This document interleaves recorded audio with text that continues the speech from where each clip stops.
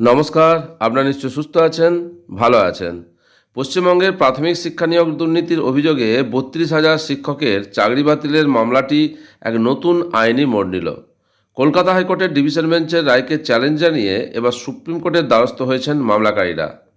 এর আগে হাইকোর্ট এই বিপুল সংখ্যক শিক্ষকের চাকরি বহাল রাখার নির্দেশ দিয়েছিল, কিন্তু সেই রায়কে প্রশ্নবিদ্ধ করে সর্বোচ্চ আদালতে স্পেশাল লিভ পিটিশন অর্থাৎ এসএলপি দায়ের করা হয়েছে। এই নতুন আইনি পদক্ষেপ আবারও হাজার হাজার শিক্ষকের ভবিষ্যৎ নিয়ে চর্চা শুরু হয়েছে। কলকাতা হাইকোর্টের বিচারপতি তপব্রত চক্রবর্তী এবং বিচারপতি ঋতব্রত কুমার মৈত্রর বেঞ্চ গত ১৩ই ডিসেম্বর ২০২৫ তারিখে ২০১৭ সালের নন ট্রেন্ড শিক্ষকদের চাকরি সুরক্ষিত রাখার রায় দিয়েছিলেন। এই রায়ের প্রায় ৩ মাস পর ২৪শে ফেব্রুয়ারি ২০২৬ তারিখে মামলাকারীরা সুপ্রিম কোর্টে এসএলপি দাখিল করেছেন। পিটিশনটি রাত ১১টা ১২ মিনিটে জমা দেওয়া হয়।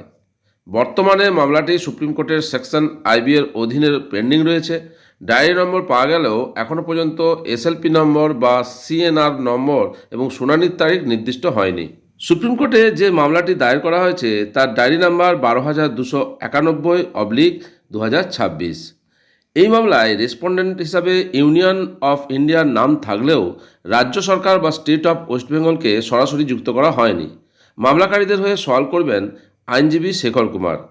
এই মামলার একটি উল্লেখযোগ্য দিক হল মূল আবেদনকারীর পরিবর্তন।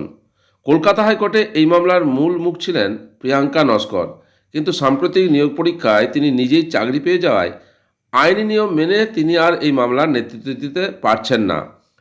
এমন অবস্থায় মেধা তালিকার দ্বিতীয় স্থানে থাকা স্বপন বৈদ্য বর্তমানে মূল পিটিশনার হিসাবে মামলাটি এগিয়ে নিয়ে যাচ্ছেন। জানা গিয়েছে মূল ১৪৩ জন মামলাকারীর মধ্যে প্রায় ৭০ জন এই এসএলপিতে যুক্ত হয়েছেন, কারণ বাকিরা ইতিমধ্যে চাকরি পেয়ে গিয়েছেন।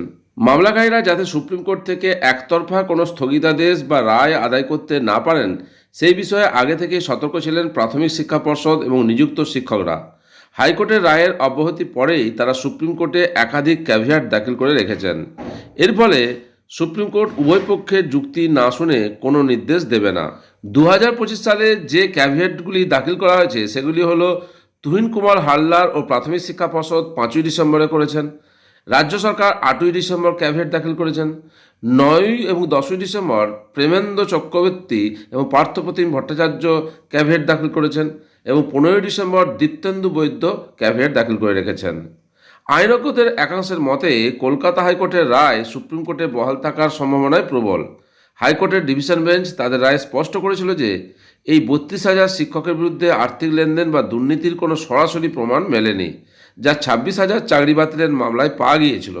তবে মামলাকারীরা যদি প্রমাণ করতে পারেন যে মেধা তালিকায় কাট অফ নম্বরের বেশি পেয়েও তারা বঞ্চিত হয়েছেন, সেক্ষেত্রে শীর্ষ আদালত তাদের নিয়োগের বিষয়টি পুনর্বিবেচনার নির্দেশ দিতে পারে। আপাতত সকলেই সুপ্রিম কোর্টের পরবর্তী নির্দেশের অপেক্ষায় রয়েছেন। আবার ঝুলে গেল ৩২,০০০ প্রাথমিক শিক্ষকের চাকরি। হাইকোর্টের রায়ের বিরুদ্ধে মামলা হলো সুপ্রিম কোর্টে। এই সংক্রান্ত যে তথ্য সামনে এসেছে তা আপনাদের সঙ্গে শেয়ার করলাম। আশা করি উপকারে আসবে। আপনারা সকলে সুস্থ থাকুন, ভালো থাকুন।